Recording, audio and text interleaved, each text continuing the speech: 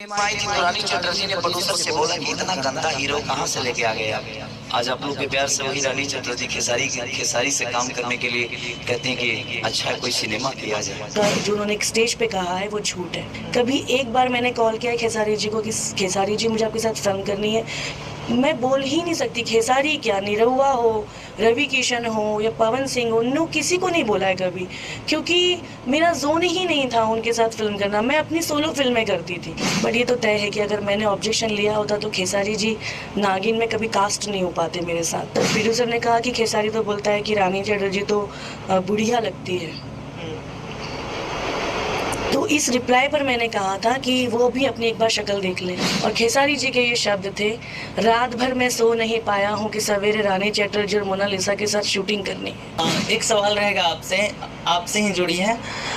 खेसारी लाल यादव जी कहीं भी stage show या फिर मतलब बहुत जगह आपके चर्चा किए हैं कि रानी जी के साथ जब मेरा फिल्म का डिमांड आया था तो रानी जी ने इनकार कर दिया था मेरे साथ फिल्म करने को। ये मैंने कितनी सच्चाई है? ये बहुत अच्छा किया आपने सवाल करके, क्योंकि मैं अक्सर सोचती थी कि कोई तो मुझसे पूछे इस बारे में, क्योंकि वो वीडियो बहुत वायरल हुआ खेसारी जी का।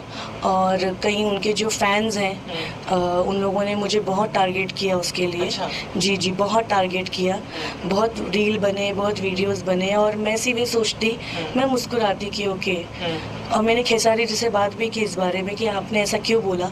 तो उन्होंने कहा कि अरे वो मुंह से हमारे निकल गया। एक दो बार निकले तब ना? हाँ, बहुत बार निकला है। तो सच्चाई ये है, मैं बताती हूँ, 2012 की बात है।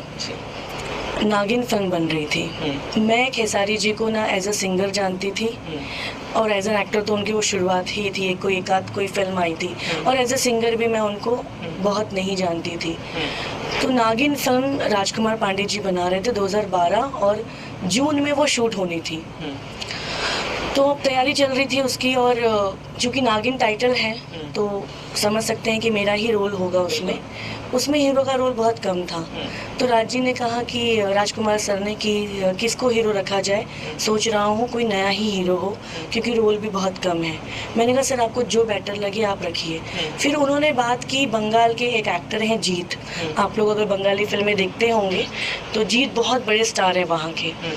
तो उन्होंने बात की जीत से कि ऐसी फिल्में और 10-12 दिन के ही डेट्स चाहिए। तो जीत का मुझे कॉल आया कि रानी आई एम सो सॉरी, मैं लद्दाख में शूटिंग कर रहा हूँ और मैं नहीं आ पाऊँगा। और हमारी शूटिंग को कुछ 10-11 दिन ही बचे थे। तो मैंने राजकुमार जी से बात की। सर ने कहा कि हाँ पता चला डेट होगा, प्रॉब्लम है, देखता हूँ मैं किसको कास्ट कर सकता हूँ। फिर राज जी ने मुझे कुछ 4 या 5 दिन पहले कॉल किया, मुझे अभी तक डेट भी याद है, कुछ हम लोग 12 जून से शूट करने वाले थे। तो कहा कि एक सिंगर है, नाम लिया उन्होंने, खेसारी लाल यादव नाम है, एक सिंगर है और सोच रहा हूँ उसी को कास्ट कर लूँ। 1-2 फिल्में आई हैं और चूँकि 5 दिन ही बचे थे तो ना मैंने पूछा कि कौन है क्या है, दिखाई कुछ भी नहीं। मैंने कहा सर आपको जैसा बेटर लगे आप कर लीजिए।